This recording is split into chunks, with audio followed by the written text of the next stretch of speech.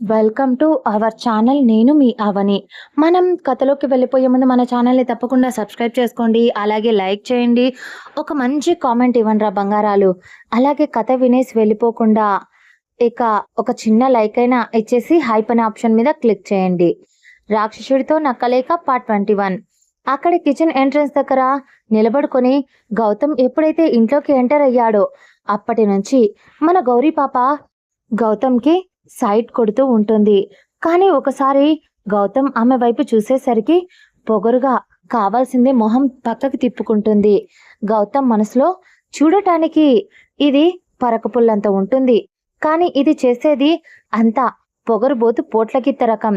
దీని ముక్కుకు తాడు వేయాలి ఏదో ఒకరోజు అని మనసులో అనుకుంటూ మళ్ళీ చిత్రగారి వైపు చూసి అది మేడం అని ఏదో చెప్పబోయాడు. అప్పుడు కానీ చిత్రగారు అప్పటికే అనేక డౌట్లతో ఈవెంట్ మేనేజర్స్ ఇప్పుడు వాళ్ళు ఎందుకు వస్తున్నారు ఈ టైంలో అని ఆవిడ అడిగేసరికి, మేడం సార్ మీకు చెప్పలేదా 2 days బ్యాక్ క్యాన్సిల్ అయినా ఆయన ఎంగేజ్మెంట్ని రేపు చేసుకోవాలి అనుకుంటున్నారు, అందుకే మేడం అనేసరికి మాయా మేడంకి కూడా వాళ్ళ ఫ్యామిలీకి ఇన్ఫార్మ్ చేశాడు. ఈవినింగ్ మాయా మేడంని కూడా సార్ ఆఫీస్కి పిలిచి షాపింగ్కి కూడా తీసుకెళ్లాడు. అలాగే సార్ మీకు కూడా షాపింగ్ చేసి అన్ని డ్రైవర్కి చెప్పి ఇంటికి ఆల్రెడీ తీసుకురమ్మని చెప్పేశారు సార్. దగ్గరుండి మీకు షాపింగ్ చేశారు మేడం. డ్రైవర్ ఇంకా వచ్చినట్టు లేడు ఆ బ్యాగ్స్ తీసుకొని అని గౌతమ్ చెప్తూ ఉంటే చిత్రగారికి ఒక్క క్షణం మైండ్ పనిచేయలేదు. రుద్ర, ఏం చేస్తున్నావు? నాకు అర్థం కానిది. ప్రతి విషయంలో ఒక క్లారిఫికేషన్తో ఉంటావు, కాన్ఫిడెంట్గా ఉంటావు. అలాంటిది ఇప్పుడు లైఫ్లో ఇంత పెద్ద మ్యాటర్ నువ్వు చాలా ఈజీగా తీసుకోవడం చాలా ఆశ్చర్యంగా ఉంది రుద్ర అని ఆవిడ మనసులోనే ఏదో ఆలోచనలో ఉంది. అప్పుడే రుద్ర నాన్నగారు కూడా మనసులో, నేను అప్పుడంటే మాయతో పెళ్ళికి ఒప్పుకోవడం అది ఒక బిజినెస్ డీలా జరిగిపోయింది. కానీ రుద్ర మిథున వచ్చినప్పటి నుంచి తను మిథున దగ్గరే ఉంటూ ఉన్నాడు. రుద్ర తన మీద కేరింగ్ చూపిస్తున్నాడు, ప్రేమగా ఉంటున్నాడు. వాడి కళ్ళలో మిథునపై ప్రేమ కనిపిస్తుంది. అంటే వాళ్ళిద్దరికీ పెళ్లి చేస్తే వాళ్ళు పిల్లలంతా నా కళ్ళ ముందే ఉంటారు అని ఆయన మనసులో ఆయన ఇలా అనుకుంటూ ఉన్నారు. కానీ తన కొడుకు ఎప్పటికీ ఒక బిజినెస్ మ్యాన్లానే ఆలోచించి తన పంతాన్ని నెగ్గించుకోవడానికి మాయను పెళ్లి చేసుకోవాలి అని అనుకోవటం ఆయనకు ఇవన్నీ ఒక క్షణం నచ్చలేదు. రుద్ర నాన్నగారికి ఒక బిజినెస్ డీల్ కోసమే రుద్ర మాయని పెళ్లి చేసుకుంటూ ఉన్నాడు. అసలు రుద్ర ఇప్పుడు కనీసం మాయతో ఐ కాంటాక్ట్ ఇచ్చి కూడా మాట్లాడింది లేదు ఎప్పుడు. అలాంటిది ఒక అమ్మాయితో పెళ్లి చేసుకొని తన భార్యగా ఉండబోయే అమ్మాయిని రుద్ర బాగా చూసుకోగలడా అని ఆయనకు ఒక క్షణం భయం వేసింది. పైగా మిథున వచ్చినప్పటి నుంచి రుద్ర ఎప్పుడు ఆఫీస్కి వెళ్లకుండా ఉండని వాడు కూడా మొదటిసారి మిథున వెంటే ఆఫీస్కి వెళ్లకుండా ఆమె వెంటే ఉండటం గమనించారు ఆయన. కొడుకు ఎవరి విషయంలో కూడా ఎమోషనల్ అవ్వడు, కనీసం నవ్వను కూడా నవ్వడు, ఏ ఎక్స్ప్రెషన్ లేకుండా ఉండేవాడు. అలాంటిది ఆమెతో ఉన్నప్పుడు మాత్రమే కోపం, అతడి మొహంలో బాధ, ఆమె చేసే అల్లరికి అతడి పెదాలపై వచ్చే చిరునవ్వు. చిత్రకారు అన్నీ ఆయనకు చెప్పారు. దాంతో ఆయనకు కూడా ఒక క్షణం భయం వేసింది. కానీ ఆయన కూడా ఏం చెయ్యలేని సిచ్యువేషన్లో, చూద్దాం, చెయ్యి దాటిపోతే నేను ఖచ్చితంగా ఈ మ్యాటర్లో ఇన్వాల్వ్ అవ్వాలి అని మనసులో అనుకున్నారు ఆయన. పైగా రుద్ర చాలా మొండివాడు. ఏదైనా చెయ్యాలి అనుకుంటే అది జరిగేంత వరకు అస్సలు వదిలిపెట్టాడు. కాబట్టి కొడుకు ఒక క్లారిటీతోనే చేస్తాడు ఏం చేసినా అని నమ్మకం ఆయనకు ఉంది. అందుకే సైలెంట్గా ఉన్నారు ఆ క్షణం ఆయన. వీళ్ళ ఆలోచనలన్నీ ఇలా ఉండగా మనం మిథున పాప కోపంతో ముక్కు అంతా రెడ్గా అయిపోయి కనీసం ఎక్స్ప్రెషన్ ఆమె మొహంలో ఏది పలకకుండా ఉంది. కానీ ఆమెకు ఆ క్షణం కడుపు మండిపోతుంది. రుద్ర తన కళ్ళ ఎదురుగా ఉంటే రుద్రని కొట్టాలి అనిపించేంత కోపం ఆమె మొహంలో కనిపించకుండా దాస్తూ ఉంది. అప్పటికే అక్కడికి ఈవెంట్ చేసే వాళ్ళు రావడంతో గౌతమ్ వాళ్లకు ఎక్కడెక్కడ ఏమేం వర్క్ చేయాలి అని అన్ని పనులు అప్పగించి వెళ్తూ ఉంటే గౌరీని ఒకసారి చూడాలి అనుకున్నాడు. కానీ ఆమె చదువుకుంటూ తన గదిలో ఉండేసరికి ఈ దయ్యానికి ఎప్పుడూ చదివే, కనీసం వీడొక్కడున్నాడు అనే ఆలోచన కూడా రాదు.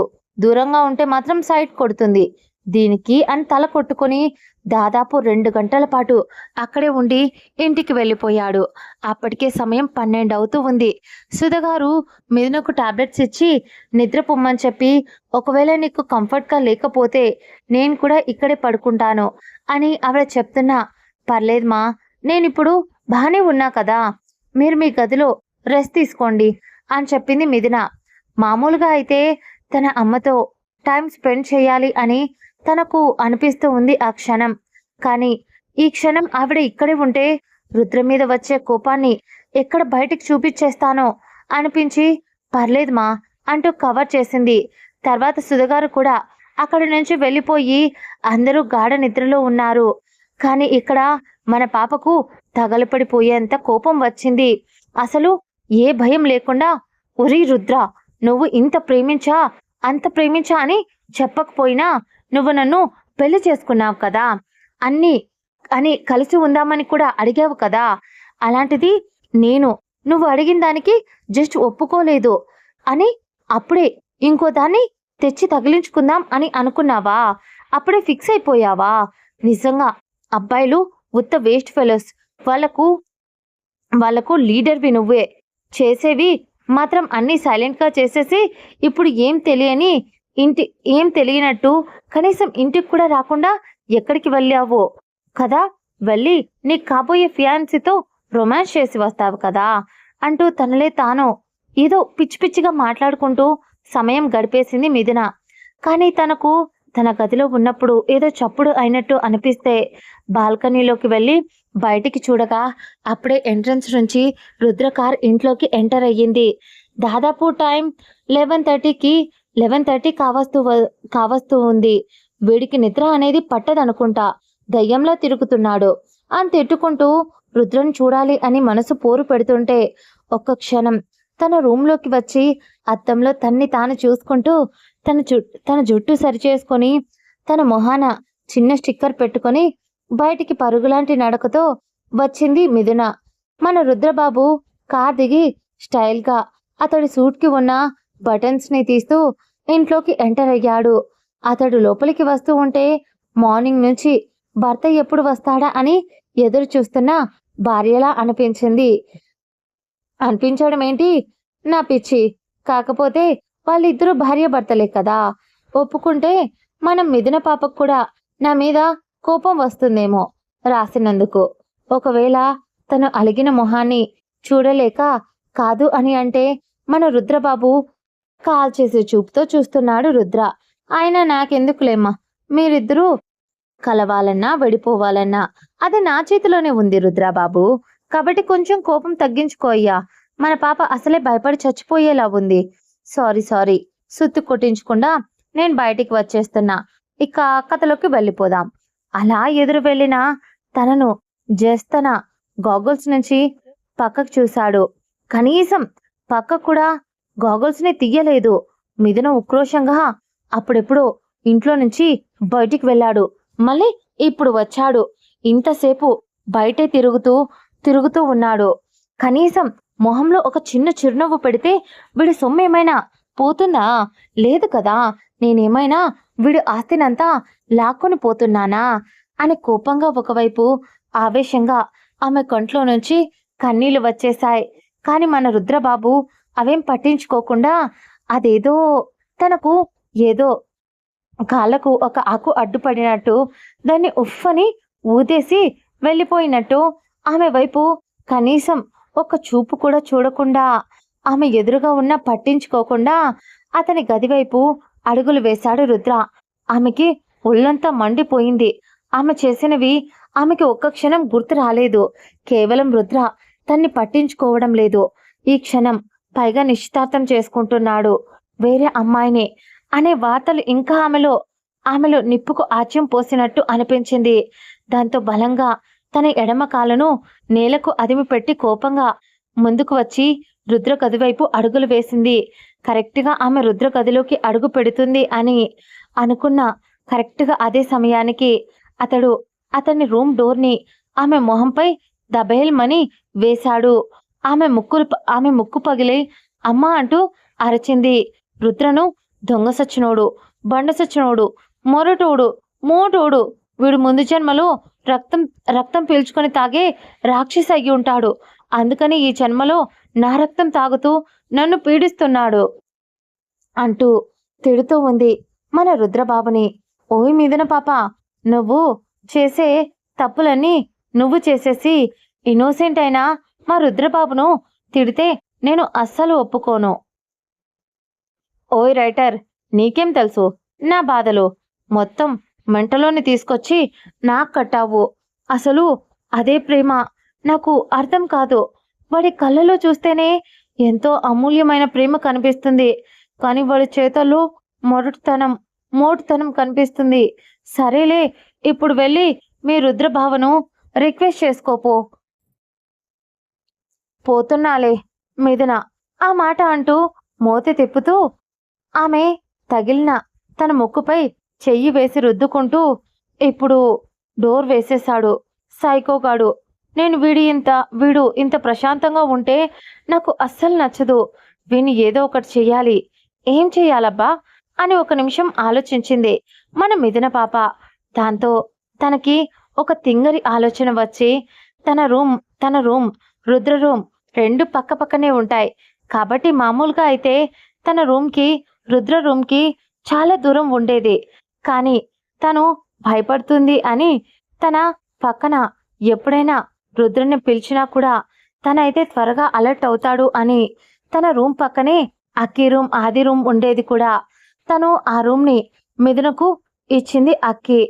మిథున తన రూమ్లోకి డోర్ లాక్ చేసి తను చేసేది ఎవరికి కనిపించకూడదు అని చెప్పి వినిపించకూడదు అని ఆమె రూమ్కి డోర్ లాక్ చేసుకొని ఒక చైర్ని తీసుకొని దాంతో బాల్కనీలో ఆ చైర్ వేసి అటుపక్క బాల్కనీలోకి జంప్ చేసింది. అంతే, కింద పడబోతుందేమో అని భయంతో కళ్ళు మూసుకుంది. కానీ తను లక్కీగా కింద పడకుండా ఎలాగోలా రుద్ర బాల్కనీలో ల్యాండ్ అయ్యింది. కానీ కింద పడినప్పుడు తన మోకాళ్లకు దెబ్బ తగిలినా అది ఆ క్షణం కనిపించలేదు. ఆమెకు ఆతృతగా రుద్ర ఏం చేస్తున్నాడు అని లేచి బాల్కనీ డోర్ తీసుకొని లోపలికి చిన్న తాబేలులా తన తలను లోపలికి పెట్టింది. కానీ ఎక్కడా రుద్ర ఆనవాలు లేవు. లోపలికి వచ్చి రుద్ర సార్ గారు గదిని బాగా నీట్గా ఉంచుకుంటారు అని వెటకారంగా తిట్టుకుంటూ ఆయన ఎక్కడికి వెళ్ళాడు పాపం. పగలంతా ఊర్లో రాజకార్యాలు చేయటం, అయ్యగారికి నైట్ ఇలా దయ్యంలో వచ్చి ఇంట్లో తిరగడం, ఎక్కడికి వెళ్ళడు అని గొనుక్కుంటూ తిట్టుకుంటూ ఉన్న అదే సమయంలో తనకేదో చప్పుడు వాష్రూమ్ నుంచి వినిపించడంతో, హో స్నానానికి వెళ్ళారా, రాని వీడి పని చెప్తాను ఈరోజు అని అనుకుంది. కానీ ఒక్క క్షణం వీడొకసారి కూడా భయపడడం చూడలేదు. నేనిప్పుడు వీణ్ణి భయపెడతాను, వీణ్ణి భయపెట్టి 3 చెరువుల నీళ్లు తాపుతాను అని తానే తన పిచ్చి ఐడియాకు మెచ్చుకుంటూ పొంగిపోయింది. అందుకోసమే వెళ్ళి ఎక్కడ దాక్కోవాలా అని చుట్టూ చూస్తున్న తనకి అక్కడ ఒక చోట వరుసగా పెద్ద పెద్ద కబోర్డ్స్, ఆ కబోర్డ్స్ పై మళ్ళీ కర్టెన్స్ వేసి ఉన్నాయి. దాంతో వెంటనే వెళ్ళి వాటి లోపల దాక్కుంది. అలా తను వెళ్ళి దాక్కున్న ఒక 10 నిమిషాలకు రుద్ర తాపీగా స్నానం చేసి బయటికి వచ్చాడు. వైట్ టవల్తో. ఇంకా అతడి బాడీని తుడుచుకొని కూడా లేదు. అతని తలను ఇంకో టవల్తో తుడుచుకుంటూ బయటికి వచ్చిన అతడు ముందుకు అడుగు వేస్తూ ఒక్క క్షణం అలాగే ఆగిపోయాడు. అతని చేతిలో ఉన్న ఆ టవల్పై అతడి పట్టు బిగుసుకుంది.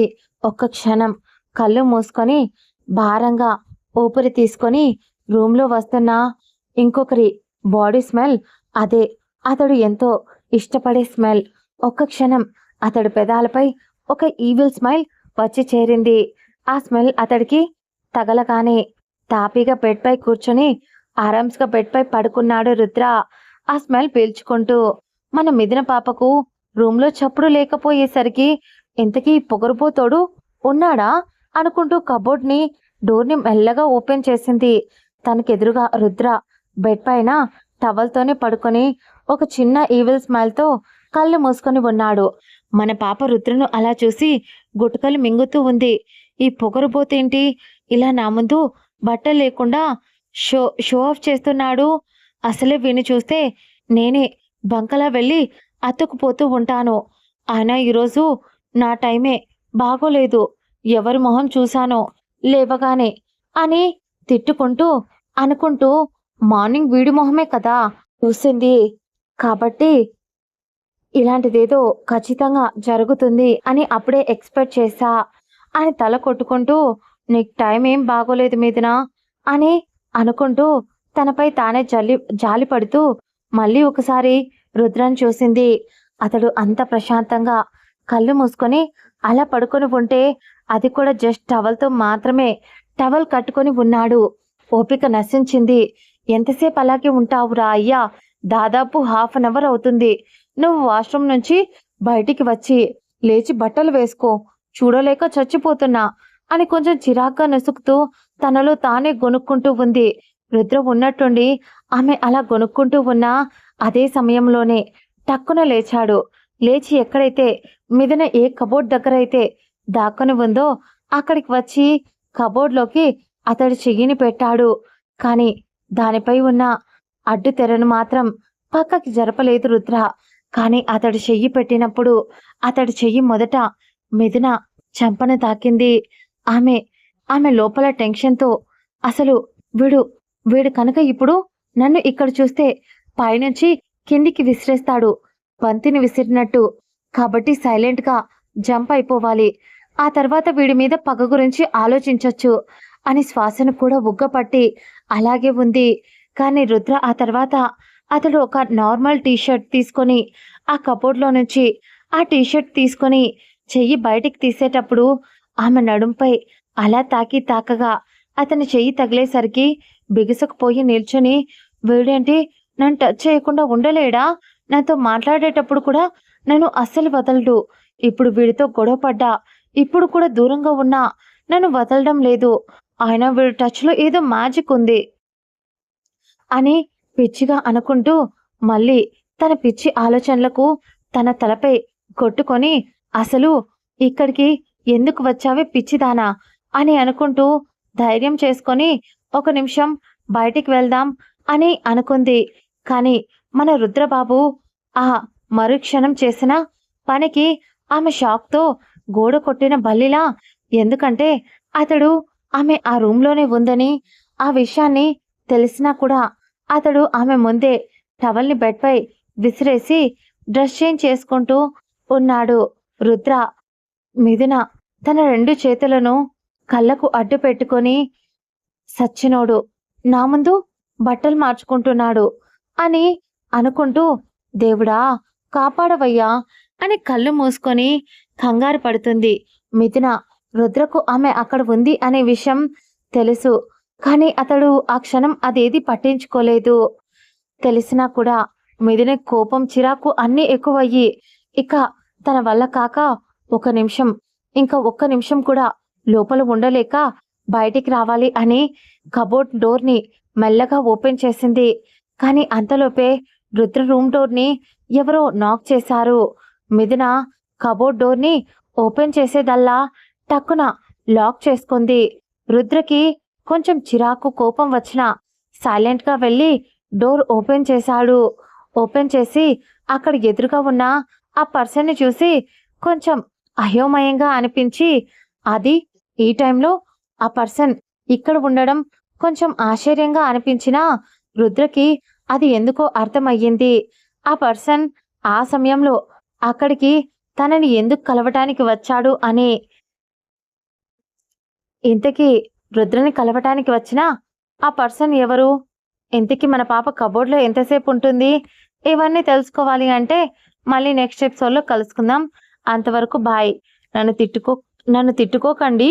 బాయ్. నెక్స్ట్ ఎపిసోడ్లో కలుసుకుందాం.